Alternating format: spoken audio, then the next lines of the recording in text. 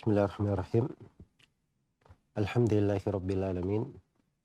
Wassalatu wassalamu ala al-mabu'uthi rahmatan lil alamin. Nabiyina Muhammad wa ala alihi wa sahbihi wa man tabi'ahum bi ihsanin ila yaumiddin, amma ba'd. Kaum muslimin dan muslimat, para pendengar dan seluruh pemirsa yang menyaksikan acara ini, Assalamualaikum warahmatullahi wabarakatuh. Dua ayat di dalam Al-Quranul Karim sangat mendalam kandungannya dan patut kita jadikan sebagai salah satu barometer kehidupan mengukur amalan-amalan kita. Karena di dalamnya terdapat perkara yang sangat berbahaya sekali apabila kita tidak memperhatikannya.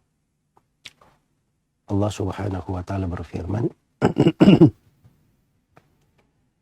"Man kana yuridul hayatad dunya wa zinataha nuwaffi ilaihim a'malahum fiha wa hum fiha la yubkhasun. Ulaika alladziina laysa lahum fil akhirati illa an-nar wa habita ma sana'u fiha wa batilum ma kanu ya'malun." Ini ayat yang ke-15 dan ke-16 dari surah Hud. Terjemahan makna ayat, man kana yuridul hayatad dunya, siapa yang menghendaki kehidupan dunia, wa zinataha, dan perhiasannya, gemerlapnya, nuwaffi ilaihim a'malahum fiha, maka kami akan sempurnakan pembalasannya untuk amalan mereka di dalamnya. Wa hum fiha la yubkhasun, dan mereka tidak dikurangi. Beri balasan sempurna, tidak dikurangi. Tapi ulaika alladziina laysa lahum fil akhirati illa an-nar. Mereka ini adalah orang-orang yang tidak ada bagiannya di akhirat kecuali neraka. Wa habita ma sana'u fiha, hancur amalan yang mereka lakukan di dalamnya, perbuatan mereka. Wa batilum ma kanu ya'malun, dan batal dari amalan-amalan mereka.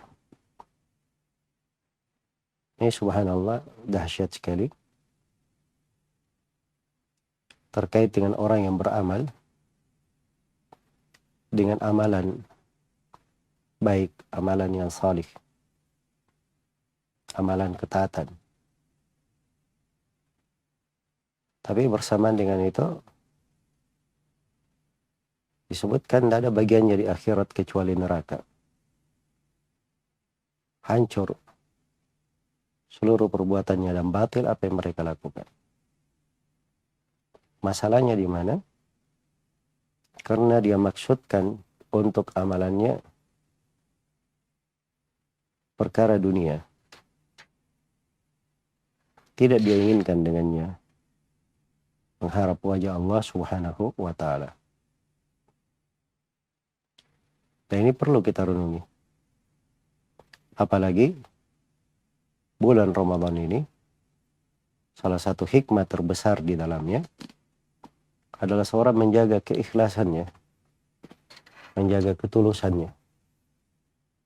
Karena itu pahala puasa, sholat malam, menghidupkan Lailatul Qadar, dijamin dengan pengampunan dosa, itu ada syaratnya. Dikatakan imanan wahtisaban.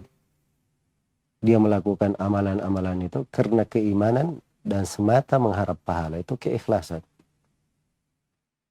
Karena itu puasa dikatakan rahasia antara seorang hamba dengan Allah.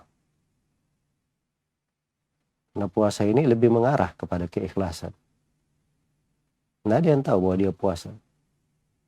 Hakikat dia puasa atau tidak cuma antara dia dengan Allah. Memang zahirnya kelihatan mungkin dia tidak makan, tidak minum. Tapi hal yang tersembunyi tidak ada yang tahu. Karena itu rahasia antara dia dengan Allah Subhanahu wa ta'ala. Puasa ini mengajak untuk ikhlas. Dan dari pendidikan ikhlas, fikih yang mendalam yang harus dipahami adalah 2 ayat yang mulia ini, yang sangat mendalam kandungannya. Sangat dahsyat di dalam maknanya. Harusnya membuat kita berhati-hati. Jangan sampai kita beramal menghendaki dunia, menghendaki selain Allah Subhanahu wa taala, walaupun amalan saleh, amalan ketaatan, amalan baik, sholat, puasa, sedekah, tapi kalau tidak diinginkan dengannya wajah Allah, dia mengharapkan dengannya dunia dan gemerlapnya, maka seperti yang disebutkan di dalam ayat, tidak ada bagiannya di akhirat kecuali neraka, hancur seluruh perbuatannya dan batil seluruh amalannya. Nasallallahu al-afiyah wassalamah. Iya. Ini kata para ulama, ayat ini mencakup 4 golongan. Mencakup 4 golongan. Yang beramal amalan akhirat guna meraih dunia di dalam ayat, itu mencakup 4 golongan. Golongan yang pertama adalah orang yang beramal dengan amalan yang salih. Dia ikhlas dalamnya. Dia ikhlas di dalamnya. Tetapi dia mengharapkan dengan amalannya dunia. Mengharapkan dengan amalannya dunia. Contoh, dia misalnya puasa. Ikhlas dia puasa. Dia melakukannya sesuai dengan tuntunan Nabi dalam puasanya. Tapi dia puasa niatnya supaya badannya sehat. Supaya badannya sehat. Badan sehat itu bagian dari kehendak dunia. Bagian dari kehendak dunia. Iya. Maka ini masuk di dalam cakupan ayat. Masuk di dalam cakupan ayat bahwa tidak ada bagian untuk mereka di akhirat kecuali di neraka, hancur seluruh perbuatannya dan batil amalan yang mereka lakukan. Iya. Hanya saja di sini mungkin ada hal yang perlu didetailkan. Iya. Yang pertama, ketika seorang itu melakukan ibadah, dia ikhlas dalam ibadahnya. Yang hancur amalannya itu adalah orang yang memang dia hanya mencari dunia saja. Iya. Hanya mencari dunia. Baik. Dan memang itu maksudnya. Maka ini jelas. Hal yang kedua, ada orang yang beramal di amalan saleh, dia ikhlas. Tapi dia menghendaki dunia karena memang di dalam hadits disebutkan atau di dalam ayat disebutkan pahala dari sudut dunia. Misalnya, siapa yang sholat duha di awal hari 4 rakaat, maka Allah akan cukupi perkaranya di siang hari. Ya, konteks dari hadits lebih luas ya, mencukupi perkaranya. Boleh dijaga, boleh diberi rezeki. Tapi ada banyak dari orang itu bahasa yang melekat di lisannya.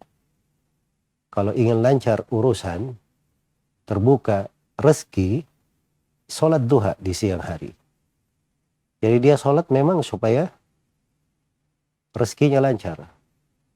Dia pergi mau ke pasar, sholat duha dulu supaya lancar dagangannya di pasar.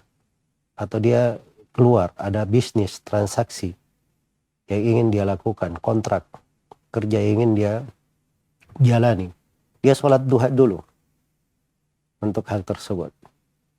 Memang cuma dunia yang dia inginkan. Iya. Tapi dalam sholatnya dia ikhlas karena sholatnya. Tapi kehendak dia dunia ini merusak amalannya. Ini masuk di dalam syirik asgar. Masuk di dalam syirik kecil. Iya. Kalau dia semata dunia. Terus yang benarnya bagaimana? Yang benarnya dia beramal dengan amalan akhirat. Dia kehendaki dengannya akhirat. Adapun dunia yang dijanjikan pahala, itu tidak usah dia pikirkan. Tidak usah dia pikirkan. Jangan menjadi asas. Jangan menjadi dasar. Jangan menjadi dasar. Itu yang keliru kalau menjadi asas amalannya dan dasar dia berbuat. Dia sholat duha untuk dapat rezeki. Iya. Nah, itu dunia namanya. Tapi kalau dia sholat duha karena ikhlas karena Allah, karena itu dianjurkan oleh Nabi, ya, kebaikannya banyak disebut oleh Nabi. Nah, mengingat kebaikannya nggak ada masalah sepanjang dasarnya itu adalah ikhlas. Karena itu Nabi Shallallahu Alaihi Wasallam sendiri bagi sahabat yang ikut perang itu dikasih jatah rampasan perang. Bagi sahabat misalnya di medan pertempuran dia mengalahkan seorang musuh, maka apa yang melekat di badan musuh itu menjadi miliknya. Itu kan dunia sebenarnya. Ya, tapi itu tidak dipermasalahkan karena asal mereka berjihad adalah untuk meninggikan kalimat Allah. Jadi sepanjang ikhlas, maka apa-apa yang dijanjikan dari sudut dunia itu memang dari rahmat dan kebaikan Allah. Tapi jangan menjadi dasar kita bertolak dan berpijak. Nah, ini masalah besar sekali. Fikih yang mendalam. Banyak orang yang keliru di dalamnya. Iya. Sekarang ini banyak orang-orang yang kurang fikihnya mengajari orang seperti itu. Bersedekah dengan satu mobil, nanti dapat 700 mobil di akhirat. Nah, itu betul ada haditsnya tentang seorang sahabat yang menginfakkan satu ekor unta di jalan Allah, maka Nabi berkata kepadanya, engkau akan dapat 700 unta pada hari kiamat. Tapi bedakan sahabat ini datang, dia ikhlas membawa untanya. Dia mungkin tidak pernah berpikir sesuatu dunia. Tapi ini dia pengen dapat 700 mobil di dunia. Berinfak supaya lancar hartanya. Pergi umrah supaya lancar urusannya, terbuka rezekinya. Iya. Nah, ini semuanya dari perkara-perkara dunia. Jangan seseorang meniatkan pada asasnya, pada dasar niatnya, pada amalannya untuk dunia. Dia niat untuk Allah. Ikhlas karena Allah. Dia lakukan amalan itu karena Allah. Setelah itu tidak usah dia pikir, dunia itu akan datang di belakangnya. Apa-apa yang dijanjikan oleh Allah dan Rasulnya pasti dia dapatkan. Nah, begitu cara beramal yang benar. Dan itu bimbingan hati. Bimbingan hati. Karena itu kadang sebagian penceramah juga keterlaluan di dalam mengajak orang. Hanya diberi motivasi dari balasan-balasan, mereka lupa untuk mengingatkan makna ikhlas. Makna seorang itu menghendaki akhirat di belakang amalannya. Hanya diberi iming-iming dunianya saja. Dan itu adalah hal yang keliru. Nabi Shallallahu Alaihi Wasallam dan para sahabatnya ya tidak memberikan makna yang seperti itu. Kalaupun Nabi memberikan janji di dalam sebuah hadis terkait dengan perkara dunia, maka itu sudah dimaklumi dari wejangan beliau bahwa itu bukan terkait dengan amalannya. Iya, itu pelaku amalan dan amalan yang dia kerjakan itu dia lakukan ikhlas karena Allah, mengharapkan Allah Subhanahu wa taala dan akhirat. Baik, ini golongan yang pertama yang tercakup di dalam ayat. Orang yang beramal dunia, beramal ibadah ketaatan, dia ikhlas mungkin dalam ketaatannya, tapi dia inginkan dengannya dunia. Ya. Yang kedua, ini lebih jelas lagi yang kedua, adalah orang yang beramal dengan amalan salih, tapi yang dia inginkan dengannya harta. Dia inginkan dengannya harta. Seperti dia belajar ilmu syariat, dia sekolah, ya. Tujuannya apa? Supaya dia dapat pekerjaan, supaya dia dapat penghasilan. Nah, ini tidak ikhlas namanya dalam belajar. Orang belajar itu, apalagi kalau ilmu agama, yang pertama untuk mengangkat kejahilan dari dirinya. Untuk meraih ridha Allah dan Rasulnya. Karena Allah cinta orang yang belajar. Allah tidak menyenangi orang-orang yang bodoh tidak belajar. Ya. Dia niat dengan niat yang baik. Kalau ternyata setelah dia belajar, dia ini orang-orang perlu kepadanya, lalu ada pekerjaan yang cocok untuknya, maka itu enggak ada masalah. Sebab dari asalnya dia tidak meniatkan untuk itu. Dan di dalam kehidupan ini, Allah Subhanahu wa taala tidak pernah menelantarkan orang-orang yang bertakwa, orang-orang yang lurus di atas jalannya. Karena itu yang kedua ini adalah orang yang beramal dengan amalan yang salih hanya sekedar untuk mendapatkan harta. Untuk mendapatkan harta. Kemudian yang ketiga yang masuk di dalam golongan ayat adalah orang yang beramal riya. Jadi kelihatan amalannya salih tapi dia riya, ingin dipuji oleh manusia. Dan ini peringatan tentang bahaya riya. Peringatan dengan bahaya riya. Kemudian yang keempat, dan ini jelas masuk di dalam ayat, adalah orang yang beramal dengan amalan salih tapi menyandang pembatal dari pembatal keislaman. Seperti dia musyrik, dia kafir. Tapi ada amalan salihnya. Ada orang-orang kafir gemar bersedekah, banyak berbuat baik, memberi pengobatan gratis, memberi bimbingan gratis, kemudian memberi santunan kepada orang-orang yang lemah, orang-orang yang kena musibah. Itu banyak terjadi. Tapi kekafiran dan kesyirikan mereka itu menghalangi seluruh kebaikan itu untuk sampai kepada mereka. Itu sampai kepada mereka. Maka ini ayat luar biasa. Sangat dahsyat sekali. Man kana yuridu al-hayata ad-dunya wa zinataha nuwaffi ilaihim a'malahum fiha. Siapa yang menghendaki kehidupan dunia dan perhiasannya, Allah akan sempurnakan pembalasannya pada amalannya. Wa hum fiha la yubkhasun. Dan mereka tidak akan dikurangi. Ulaika alladziina laisa lahum fil akhirati illa an-nar. Mereka inilah orang-orang yang tidak ada bagiannya di akhirat kecuali neraka. Wa habita ma sana'u fiha wa batilum ma kanu ya'malun. Hancur seluruh perbuatan mereka dan batil amalan yang mereka lakukan. Dan ayat ini juga menjelaskan bahwa seorang itu kadang terfitnah. Jadi subhanallah, dari fitnahnya itu kadang seorang beramal salih, dia hendaki dunia, Allah beri betul dunianya. Diberi betul rezekinya. Iya. Karena dijanjikan kalau mau dapat dunia, dikasih dunia. Tapi ingat, di akhirat tidak ada bagiannya kecuali neraka. Tidak ada bagiannya kecuali neraka. Man kana yuridul ajila ta'ajjalna lahu fiha ma nasha'u liman nurid, thumma ja'alna lahu jahannama yaslaha matmuman madhura. Barang siapa yang menghendaki kehidupan dunia yang segera, kami segerakan balasannya di dunia itu bagi siapa yang Allah kehendaki. Tapi di akhirat kelak kami akan memasukkannya ke dalam neraka yang menyala-nyala. Iya. Dan ini subhanallah dari suatu hal yang patut kita renungi. Harus kita cermati. Karena itu dari ayat ini juga kita mengambil pelajaran, jangan tertipu dengan dunia yang kita dapatkan. Karena kalau kita dapat dunia, itu bukan bukti Allah ridho kepada kita. Dunia itu diberikan kepada orang kafir, kepada mukmin. Bahkan kadang sebagian kafir lebih banyak diberi dunia. Lebih banyak diberi dunia. Tapi itu bukan bukti bahwa Allah cinta kepada mereka, Allah ridho kepada mereka. Iya. Yang menunjukkan ridho Allah kepada seorang hamba adalah keikhlasannya, adalah keimanannya, dan amalan salihnya yang dia lakukan karena Allah Subhanahu wa taala semata. Itulah yang dipuji di dalam banyak tempat di Al-Qur'anul Karim. Iya.